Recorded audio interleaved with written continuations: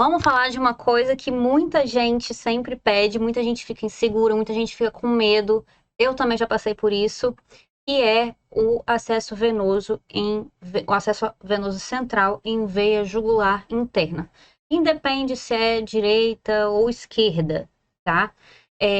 Eu vou falar aqui um pouquinho sobre um passo a passo, um checklist mesmo, do que eu uso para ter mais segurança antes de fazer o procedimento em si, né? Eu não vou falar aqui nem do procedimento, nem da técnica, porque isso daí já muita gente vai ver ao longo dos vídeos que eu vou postando, tá? Mas antes do procedimento em si, existem algumas coisas que têm que ficar muito bem sedimentadas na nossa cabeça. Por quê?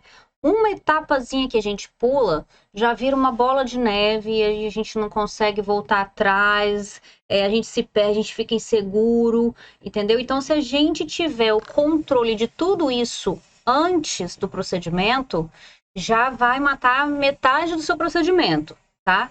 Por quê? Algumas coisas a gente consegue controlar, outras coisas a gente não consegue controlar. Mas as coisas que a gente consegue controlar, a gente tem que dominar 100%, porque senão a gente não consegue fazer nenhum procedimento cirúrgico no paciente, ok? Na verdade, o que eu vou falar aqui é um geralzão que a gente consegue utilizar até para outros procedimentos, não só para acesso venoso central. A gente pode utilizar esse basicão para drenagem, para punção arterial. É claro que algumas nuances vão ser um pouquinho diferentes, que eu também vou detalhar em outros vídeos, mas esse passo a passo, estando bem sedimentado na sua cabeça, bem claro na sua cabeça, eu te garanto que você vai ter segurança de fazer qualquer procedimento, ok? Então vamos lá. Eu fiz algumas anotações e eu vou destrinchando tudo com vocês, tá? E eu acho assim que o primordial de qualquer procedimento que a gente vai fazer é, no mínimo, né, gente, conhecer a anatomia.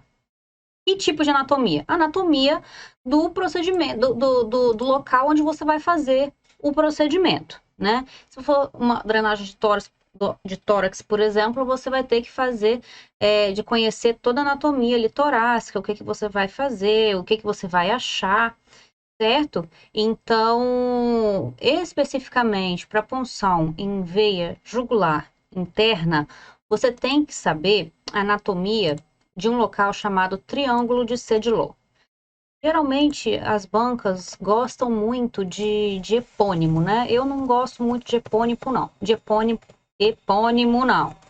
Mas a gente tem que saber, né? O que é esse tal de triângulo, né? De Sedilot?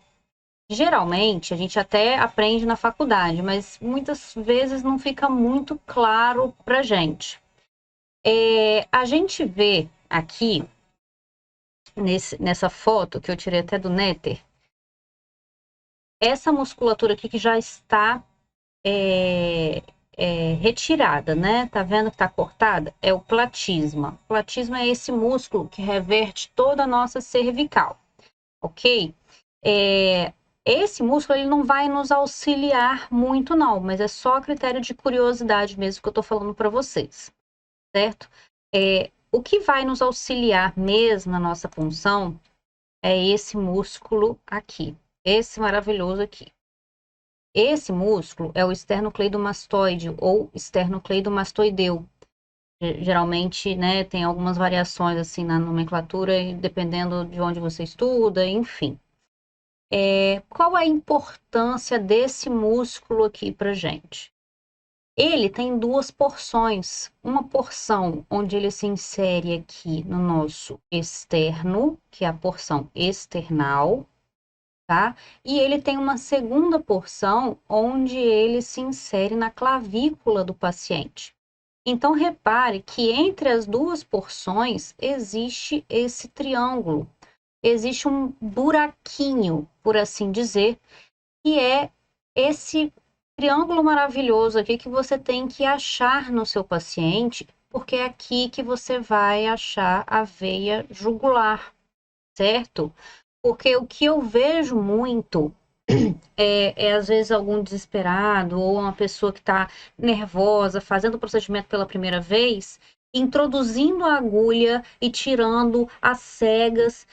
sem saber o que está procurando, sem saber onde está procurando, sem saber anatomia assim, basal. Então, se você não sabe o que você está procurando, onde você está procurando e como está procurando, você não vai achar. Tá? Então, o básico do básico do básico para você fazer qualquer procedimento é você conhecer a anatomia. E, gente, pelo amor de Deus, olha só, essa anatomia aqui não é difícil, não, tá?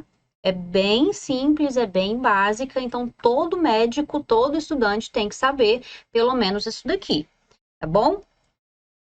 A base do triângulo, você pode perceber que é formado pela clavícula do paciente, né? E as laterais do triângulo são formados pela porção external do esternocleidomastoideu ou mastóideo e pela porção clavicular do esternocleidomastóideo, certo? A punção vai se dar aqui no ápice do triângulo, tá? Mas beleza. Por onde que a gente vai para onde que a gente vai direcionar a nossa agulha? Vamos lá.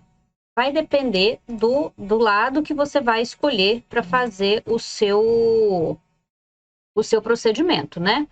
Mas uma dica, assim, se for para fazer uma punção de jugular, tenta primeiro prefira fazer à direita, ok? Porque aqui não está evidenciado nessa figura, mas aqui à esquerda passa o ducto torácico. Então, se você inadvertidamente fizer uma punção, né, de ducto torácico, acidentalmente, você pode fazer um quilotórax no paciente, ok? Então, por exemplo, eu escolhi aqui a veia jugular interna direita. O triângulo vai estar mais ou menos aqui, né? E você vai funcionar no ápice do triângulo. Funcionou? Direciona a agulha sempre para a lateral, para o mamilo ipsilateral do paciente, ok? Se você posicionar do lado direito, você vai apontar a agulha para o mamilo direito. Se você escolher o lado esquerdo, você vai apontar a agulha para o mamilo esquerdo. Por quê? Dá para perceber que as jugulares estão passando mais lateralmente, né? E as artérias carótidas, elas estão passando medialmente. Então, se você angular a sua agulha para medial, você vai fazer uma punção arterial, você pode causar um grande hematoma na cervical do seu paciente. Tá, gente? Então, assim, não é uma anatomia difícil, é uma coisa bem simples. Todo aluno, todo médico, todo estudante, todo mundo tem que saber isso, porque não tem desculpa para não saber isso, tá? Em segundo lugar, você já conhece a anatomia, você já domina essa anatomia, que é uma anatomia muito simples de você dominar. Então, você parte para as indicações e contraindicações daquele procedimento. Por que eu sempre falo isso? Porque eu vou contar de novo uma história que aconteceu comigo, tá? Durante a minha residência. Me pediram para fazer um acesso venoso central no paciente, porque o paciente simplesmente estava sem veia. Vocês vão ouvir muito isso no hospital, né? Ah, o paciente está sem veia, doutor, faz uma profunda. Cara, nem sempre precisa dessa profunda. Por quê? Você vai ver que o paciente, às vezes, está lá com... Você vai checar a prescrição do paciente. O paciente está precisando de medicação na veia e está sem veia. Você vai lá checar a prescrição do paciente. O paciente está usando um soro a critério, um soro fisiológico a critério, dipirona, se necessário, venoso, entendeu? Estava fazendo uso de antibiótico, mas acabou no dia anterior. E o restante, todos os medicamentos que o paciente está fazendo uso é via oral. Então, para que você vai pegar uma punção profunda no paciente desse? Para que você vai submeter o paciente ao risco de fazer, sei lá, um pneumotórax ou uma infecção ali por causa de uma dipirona, se necessário, e um soro, entendeu? Então, isso não é indicação de punção venosa central, de acesso venoso central. Então, você tem que saber muito bem as indicações e as contraindicações desse procedimento. porque senão você está submetendo o seu paciente a um risco desnecessário. E depois o culpado vai ser você, obviamente, tá? Então, beleza, Bruna, quais são as indicações, as principais, né, indicações aqui desse procedimento? Primeiro, muitas vezes você vai se deparar com um paciente que chega no pronto-socorro, vítima de politrauma, por exemplo, e que a enfermagem ou você, todo mundo tá ali tentando funcionar aqueles 2 acessos venosos calibrosos e vocês não encontram veia para fazer volume, para correr sangue naquele paciente. Por quê? Porque ele está tão hipovolêmico, ele está chocado e você não consegue fazer nenhuma punção, não consegue achar nenhuma veia daquele paciente. Nesses casos, você realmente precisa fazer um acesso venoso central naquele paciente, porque ele precisa, com urgência, de volume, de infusão de concentrado de hemácias, enfim. Segundo lugar, o paciente precisa de droga vasoativa, por exemplo, uma noradrenalina, né? O paciente ele está grave, ou por exemplo, ele está séptico, ou enfim, ele está com alguma doença que está fazendo hipotensão e ele não aguenta volume, ou já infundiram volume, mas mesmo assim essa hipotensão é refratária, você precisa infundir uma droga vasoativa nesse paciente e você necessariamente vai precisar de um acesso venoso central desse paciente, porque a gente sabe que esse tipo de medicação é mais seguro, é mais segura sendo feita no acesso venoso central, porque existe risco de você fazer flebites, de você, né, fazer várias complicações no paciente se essas drogas forem infundidas em acesso venoso periférico. Ah, Bruno, mas eu já vi fazendo noradrenalina em veia periférica. Ok, você para iniciar uma droga vasoativa, o paciente às vezes não vai aguentar você fazer o procedimento, esperar você terminar o procedimento para poder infundir a droga, você vai infundindo em veia periférica enquanto você faz o procedimento. Assim que você fizer o procedimento, você troca, tá? Isso daí não é nenhum absurdo, não, de acontecer. Só que tem que ser feito o mais rápido possível, ok? E outra indicação bem clássica é para pacientes também que estão graves, que precisam de monitorização de pressão venosa central. Você só consegue fazendo um acesso central, tá? Beleza, falamos um pouquinho das indicações e quais seriam as contraindicações. Existem algumas contraindicações absolutas e tem algumas contraindicações relativas. Quais são as absolutas, né, que a gente fala? Infecção do sítio. Por exemplo, você vai precisar fazer um acesso venoso no paciente, mas ele está com uma infecção bem grande aqui nesse sítio que você escolheu.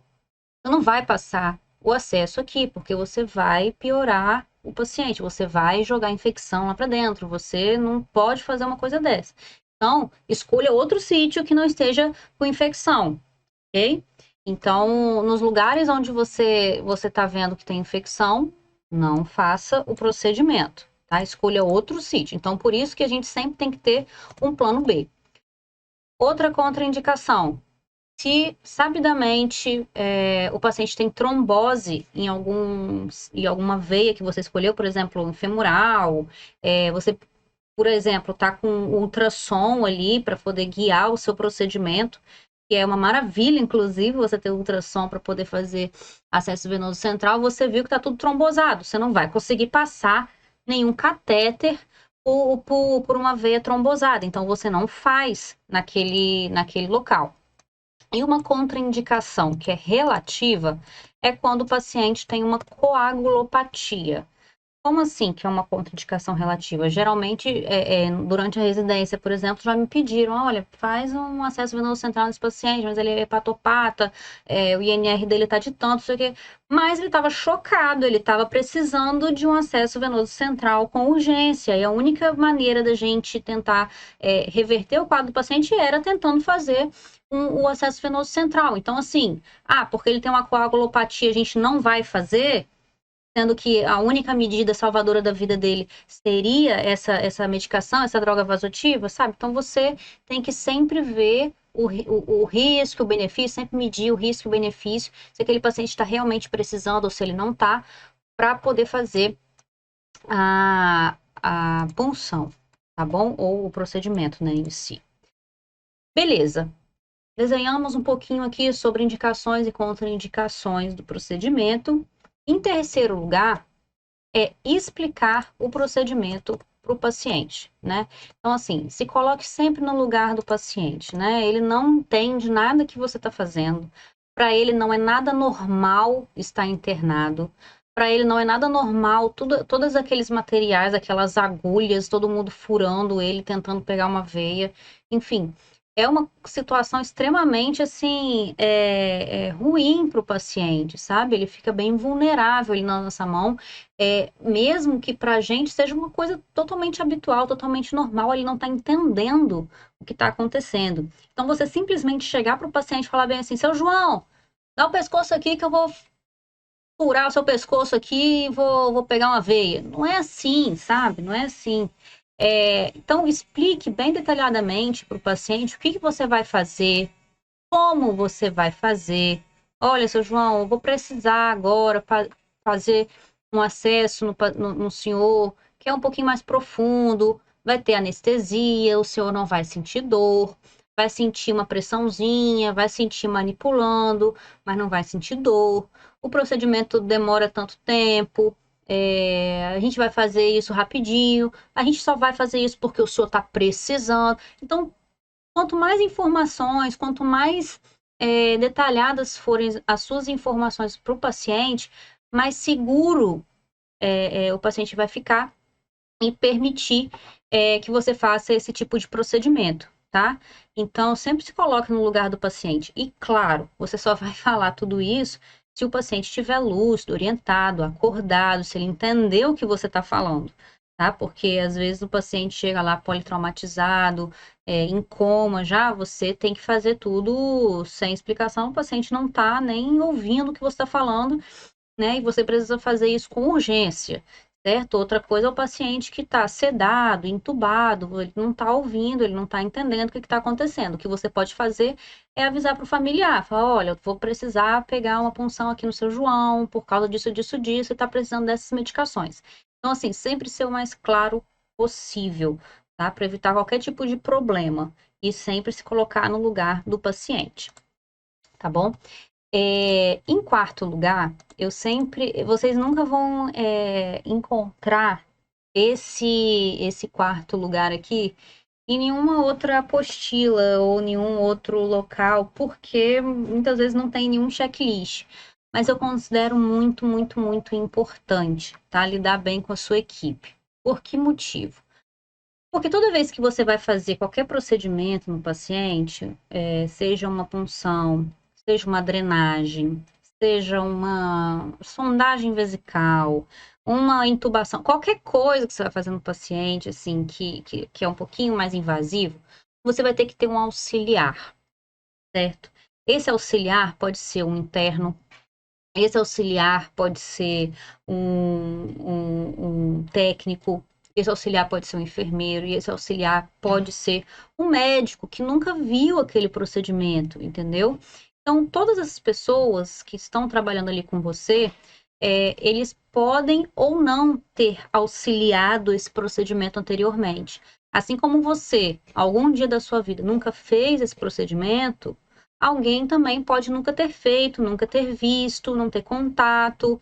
Então, você tem que saber orientar e se comunicar com fluidez com a sua equipe, tá? Não é assim, na base da grosseria, porque você nunca fez, não sei o quê, então vê outra pessoa aí.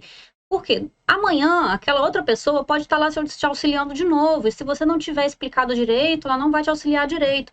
E você pode ter certeza que quando o clima fica muito ruim em qualquer tipo de procedimento, ou até em cirurgias, as coisas não fluem bem, sabe? Você vai ficar naquela tensão, o ambiente vai ficar tenso e as coisas não vão andar de maneira adequada. Eu posso te falar com toda certeza, porque foram coisas até que já aconteceram comigo. Eu estar auxiliando e tem gente, eu nunca tinha auxiliado, tem gente, sabe, com ignorância na sala, enfim. Isso não é legal, você não é nenhum alecrim dourado, tá? Então, se comunicar com fluidez, orientar, olha, esse soro ele tem que ficar aqui, esse equipo tem que tirar o ar, tem que ficar aqui.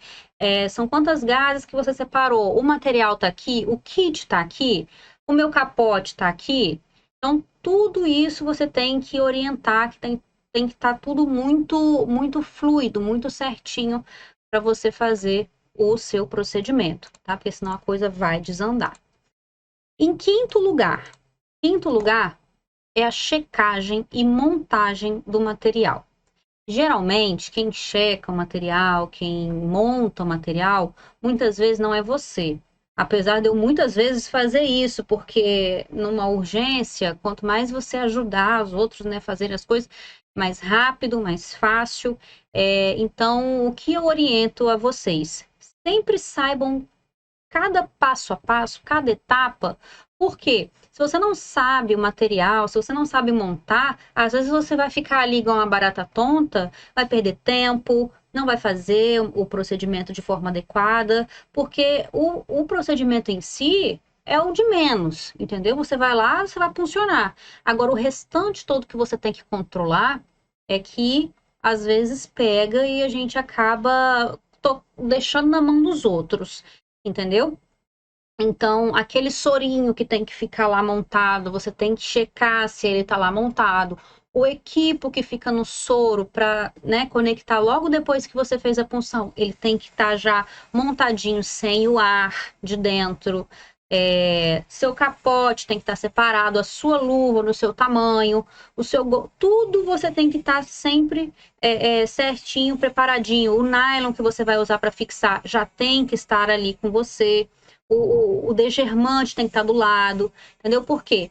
Se alguma coisa falta no meio do procedimento, você se embola todo. Você, né, parece que quebra o fluxo, assim, você fica um pouco perdido depois do que fala, ai meu Deus, e agora? Faltou, e agora? E como é que, será que eu funciono? Será que eu espero o material chegar? Então, assim, fica um pouco tumultuado, certo?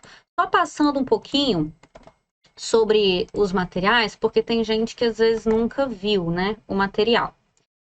Beleza, o material ele vem num kitzinho, ele não vem assim todo desmontado. Então, às vezes você vai lá fazer o procedimento, eles te dão um kit, você fala, meu Deus, o que é isso? Nesse kit vem tudo o que você precisa fazer para punção, mas ele não vem pinça, ele não vem a gaze, ele não vem o clorexidina degermante, o alcoólico. Então, tudo isso você já tem que estar com isso em suas mãos, além do kit. Esse kit é um kit de punção profunda. Existem algumas variações, tá, nos kits, mas basicamente vem tudo isso aqui. Geralmente, a lâmina, ela não vem em alguns kits, tá? Essa lâmina aqui, ela não vem em alguns kits. Ela vem muito em kit de catéter de diálise, que é um catéter mais grosseiro, ele é mais calibroso, então geralmente a lâmina vem nos kits de catéter de diálise, mas de acesso venoso central, às vezes não vem, tá? Então você tem que ter ou uma lâmina ou a gente usa a própria agulha mesmo para poder fazer uma pequenina incisão na pele do paciente. Então vamos lá. Essa daqui é a seringa que vai estar acoplada a essa agulha. Perceba, gente, que essa agulha ela é do tamanho da seringa, ela é bem grande e ela é calibrosa, tá? Então, como vocês viram na anatomia, a veia, ela não é tão profunda assim, a ponto de você ter que introduzir toda a agulha no pescoço do paciente, na cervical do paciente. Não é assim, tá? Isso daqui é esse daqui, ó, é o fio guia, tá?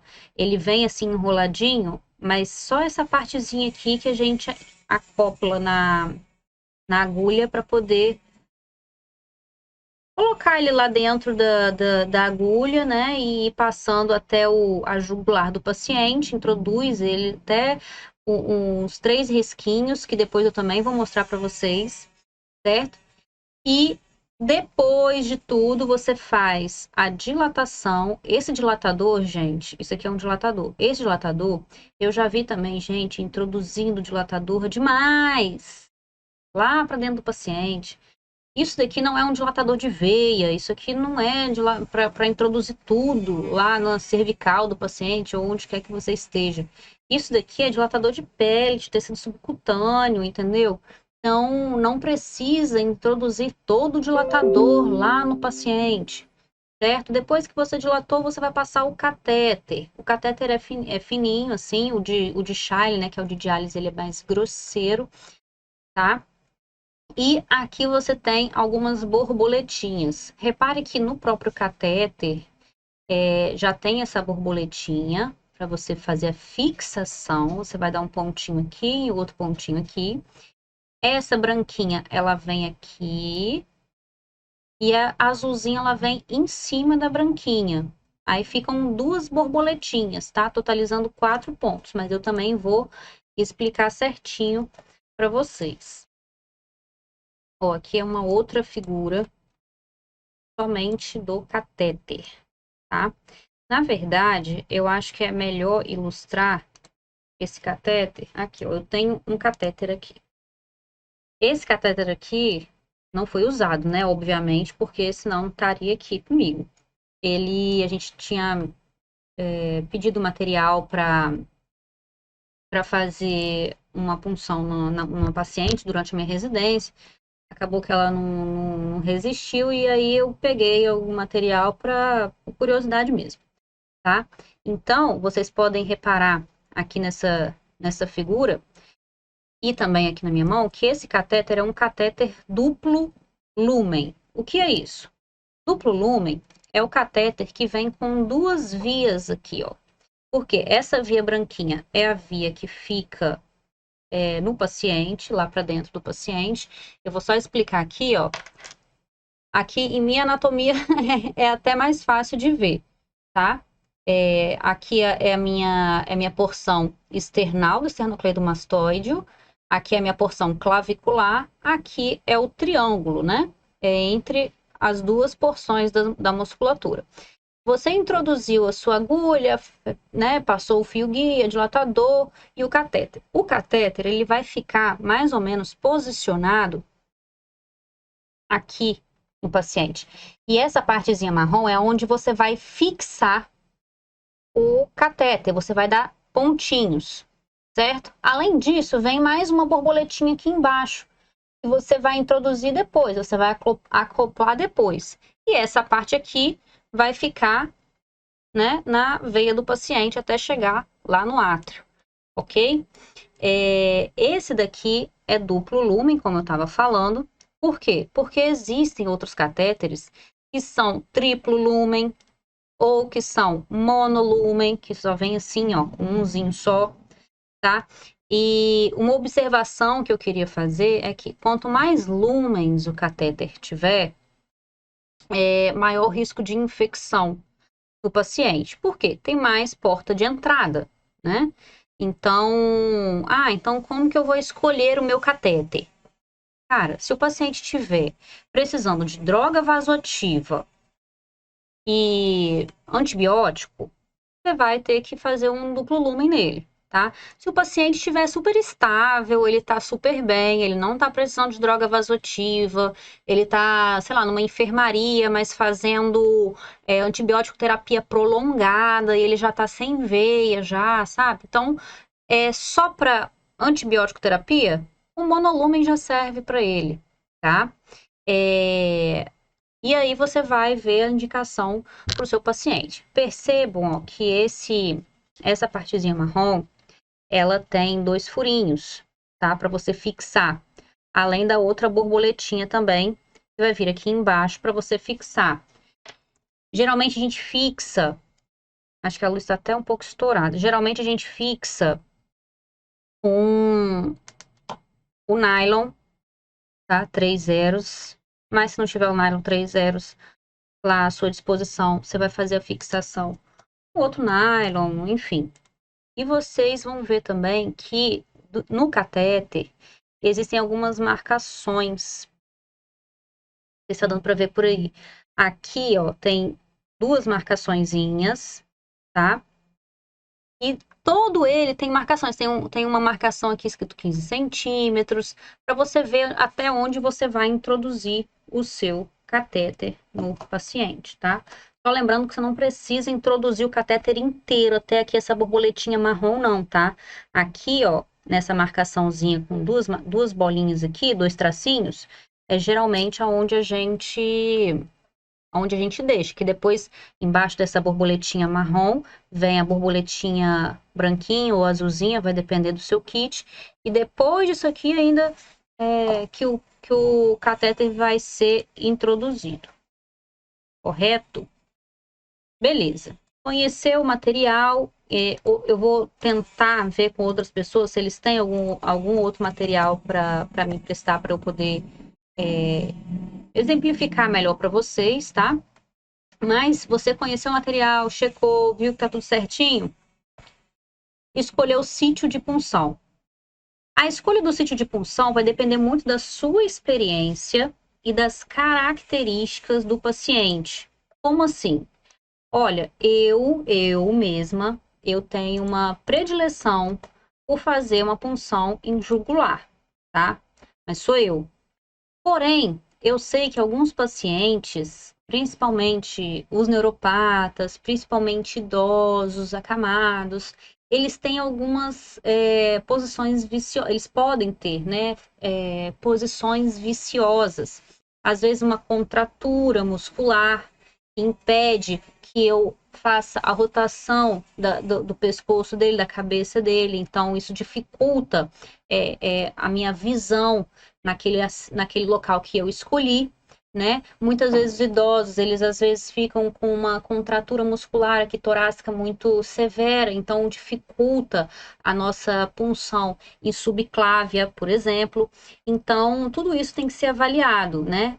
Com certeza pela sua experiência e também avaliando as características do seu paciente, né? Você não vai tentar fazer um procedimento no paciente onde não dá para fazer e expor o seu paciente a um risco de um pneumotórax só porque você quer fazer naquele local. Às vezes não dá, e aí você vai ter que ter a sua segunda opção. Outro fator importante a ser considerado é que às vezes tem algum implante ali no local onde você escolheu, alguma coisa implantada, algum outro catéter. Por exemplo, o paciente que está fazendo diálise e depois internou porque ele precisa, sei lá, está séptico, precisa de um acesso venoso central para correr uma droga vasoativa. Mas o local onde você tem mais experiência para fazer é ali na jugular direita, né? Então, assim, você vai ter que escolher outro sítio para você passar aquela profunda, porque não vai ser na jugular direita que você vai passar, né? Escolheu o local onde não tem infecção, onde a posição do paciente está favorável, onde você tem segurança, onde a posição, né, não é viciosa, onde não tem nenhum outro catéter implantado. Beleza, você escolheu, aí sim você vai posicionar o seu paciente de acordo com o sítio de escolha, né? Perceba aqui que até agora eu não falei sobre o procedimento. Perceba aqui que até agora eu não falei de técnica de Seldinger, não falei onde é que a gente vai introduzir a agulha, não falei nada disso. Por quê? É muita coisa para você pensar e fazer antes de realmente começar o seu procedimento em si. Até agora você não está nem paramentado, até agora você não tá nem, você nem lavou sua mão, você nem calçou sua luva. Entendeu? Então, olha só quanto de coisa que você tem que dominar antes de fazer o procedimento. Porque não é só chegar ali e tentar introduzir a agulha na cervical do paciente e tentar ficar igual um doido tentando procurar uma veia onde você não sabe nem o que está acontecendo ao seu redor. Entendeu? Depois que você escolheu o sítio, depois que você controlou tudo isso que eu te falei, você vai posicionar o seu paciente. E o posicionamento vai depender do local onde você quer fazer a punção, tá? Geralmente, eu, né, gosto de fazer em jugular, principalmente à direita, porque na esquerda a gente já falou que tem o ducto torácico, a gente não quer fazer quilotórax no paciente. Como que eu vou posicionar esse paciente? O posicionamento do paciente é a posição de Trendelenburg, tá? O que é essa posição de Trendelenburg? Essa posição de Trendelenburg, ela é utilizada para fazer esse tipo de punção e também para algumas apendicectomias, tá? Apendicectomia laparoscópica, por exemplo, a gente usa essa posição, tá? Essa posição de Trendelenburg nada mais é do que o paciente em decúbito dorsal, encéfalo-declive, tá? Por que que a gente faz esse tipo de posicionamento? Para que o sangue reflua até onde você quer que a sua veia esteja túrgida, né? Se o paciente ficar em posição somente em decúbito dorsal, pode ser que aquele enchimento ali da sua jugular não fique tão adequado. Então, você faz com que o sangue reflua até ali a jugular, que é onde você quer fazer a sua punção, eu posso te garantir que você vai ter muito mais facilidade em achar a sua veia, tá? Só um adendo aqui, uma atenção rapidinha. Alguns hospitais não têm não tem maca que regula muito bem, né? Que não faz essa posição, porque algumas macas são automáticas e você consegue dar esse trem no paciente, esse trem Lemburg no paciente. Ah, no meu hospital não tem. O que que eu faço? Não tem problema. Bota alguns coxins, travesseiros, lençóis. A gente sempre dá um jeito, né? Botar alguns travesseiros embaixo das pernas do paciente para que esse sangue possa refluir, certo? Outra coisa também importante para se dizer é que muitos pacientes não vão tolerar essa posição de Trendelenburg, tá? Pacientes, por exemplo, que estão com comprometimento pulmonar severo, que tem uma hipertensão intracraniana, que tem que ficar inclinado 30 graus. Enfim, alguns pacientes não vão tolerar muito bem essa posição, ok? Só para ilustrar para vocês. E aí vocês pesam, né, o risco-benefício e vocês têm a opção, né, e o dever de escolher outro sítio de punção para fazer aquela punção, ok? Oitavo lugar, aí sim que você vai entrar no seu procedimento. Você vai fazer a paramentação cirúrgica. Observe que você só vai se paramentar depois que você fizer todos esses 7 passos para cima, tá? É agora que você vai fazer esse procedimento. Depois que você controlou todo o seu ambiente, depois que você soube da anatomia, depois que você soube as indicações, as contraindicações, e você tem que checar nos exames do paciente, tá? Depois que você explicou o procedimento para o paciente, recebeu o consentimento do paciente, depois que você checou quem vai ser a equipe que vai te auxiliar, que você perguntou se a pessoa sabe ou não sabe fazer, certo? Depois que você checou se todo o material estava completo e ao seu alcance na sua sala, e depois que você escolheu o sítio de punção de acordo com o paciente, de acordo com a sua expertise, e depois que você posicionou o paciente. Após o posicionamento do paciente é que você vai se paramentar. Então, assim, você não vai posicionar o seu paciente lá no primeiro lugar, não, porque depois você vai ter que fazer um monte de coisa e o paciente vai ficar lá em encéfalo-declive. Não, tá? Não. Posicionamento é o último passo para depois você paramentar. A paramentação tem que ser cirúrgica, tá? Então, você não vai fazer nada disso com luva de procedimento, sem lavar e higienizar bem as suas mãos, é uma lavagem completa, tá? Primeiro você vai colocar a sua touca, depois a máscara a gente já está em uso mesmo o tempo inteiro, né? Depois você vai lavar as suas mãos com clorexidine, degermante, né? Faz toda aquela limpeza que a gente já sabe. Depois você vai fazer a secagem das mãos, vai colocar o seu capote cirúrgico estéril, depois luvas estéreis, e aí você vai partir para o procedimento. E aí você vai degermar o seu paciente, vai fazer a degermação, vai fazer a limpeza com clorex alcoólico, vai anestesiar o paciente.